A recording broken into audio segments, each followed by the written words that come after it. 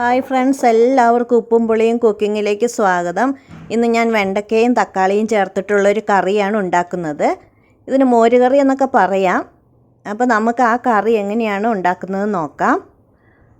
അതിന് വേണ്ടിയിട്ടുള്ള സാധനങ്ങൾ, ഞാനിവിടെ ഒരു തക്കാളി എടുത്തിട്ടുണ്ട്, 2 വെണ്ടയ്ക്ക, ചെറിയൊരു ക്വാണ്ടിറ്റിയാണ് ഞാൻ ഉണ്ടാക്കുന്നുള്ളൂ, 1 കപ്പ് തേങ്ങ, 2 പച്ചമുളക്, കുറച്ച് കറിവേപ്പില, കുറച്ച് തൈര്, 2-3 ടേബിൾ സ്പൂൺ തൈര്.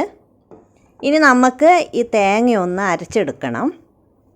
തേങ്ങ ഒരു മിക്സിയുടെ ബൗളിലേക്ക് ഇട്ട് കൊടുക്കാം. അത് നന്നായിട്ട് ഒരു പേസ്റ്റ് പോലെ അരച്ചെടുക്കണം.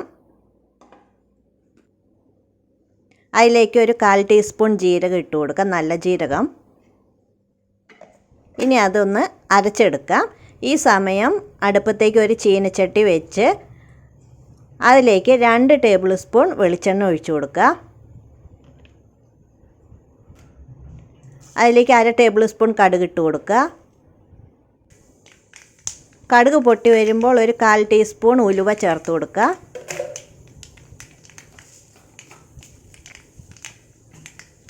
അതിനുശേഷം അതിലേക്ക് 2 വറ്റൽമുളക് പൊട്ടിച്ചിടാം. വറ്റൽമുളകൊന്ന് മൂത്ത് വരട്ടെ.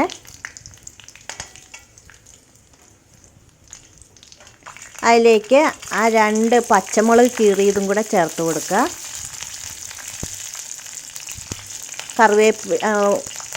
വെണ്ടയ്ക്ക ചേർത്ത് കൊടുക്കാം.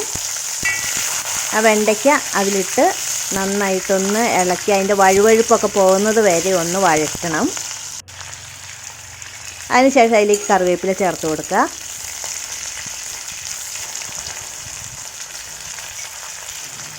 ഞാൻ തക്കാളി അരിഞ്ഞതും കൂടെ അതിലേക്ക് ചേർത്ത് കൊടുത്ത് നന്നായിട്ടൊന്നൊരു 30 സെക്കൻഡ് വഴറ്റുക.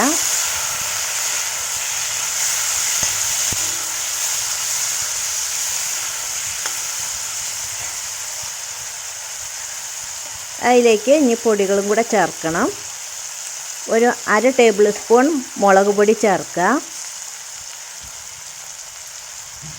1/4 ടീസ്പൂൺ മഞ്ഞൾപ്പൊടി ചേർക്കുക. അതും നന്നായിട്ടൊന്ന് കൂട്ടി ഇളക്കുക.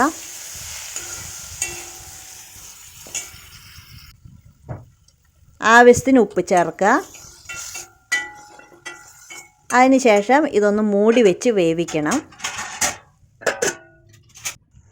ഇനിയിപ്പോൾ അത് 10 മിനിറ്റ് വെച്ചപ്പോൾ വെന്തിട്ടുണ്ട്. ഇനി ആ തേങ്ങ അരച്ചത് അതിലേക്ക് ചേർക്കുക.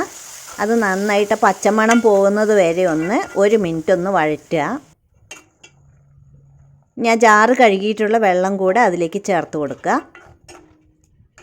ഇനി പാകത്തിനൊരു കുറുകിയ പോലെ എടുക്കാം.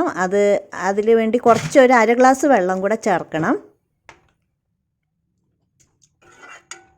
ഇനി ഉപ്പ് പോരെങ്കിൽ കുറച്ച് ഉപ്പും കൂടെ ചേർത്ത് കൊടുക്കുക.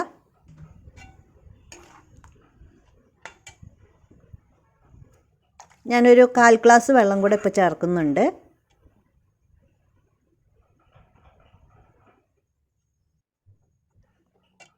ഇനി അത് 1 മിനിറ്റും ചൂടായതിന് ശേഷം ആ തൈര് 2-3 ടേബിൾ സ്പൂൺ തൈരും കൂടെ ചേർത്ത് കൊടുത്ത് 1 മിനിറ്റ് ഒന്ന് നന്നായിട്ടൊന്ന് ഇളക്കി ചൂടാക്കുക. കൈവിടാതെ ഇളക്കി ചൂടാക്കിക്കൊണ്ടിരിക്കുക. തൈര് ചേർക്കുന്നത് കൊണ്ടാണ് അങ്ങനെ കൈവിടാതെ ഇളക്കണം എന്ന് പറയുന്നത്. ഇപ്പോൾ നമ്മുടെ വെണ്ടയ്ക്കയും തക്കാളിയും കൊണ്ടുള്ള കറി ഇവിടെ റെഡി ആയിട്ടുണ്ട്. ചോറിനൊക്കെ ഒഴിച്ചു കൂട്ടാൻ പറ്റിയ നല്ലൊരു കറിയാണ്. എല്ലാവരും ചെയ്ത് നോക്കുക. Thank you.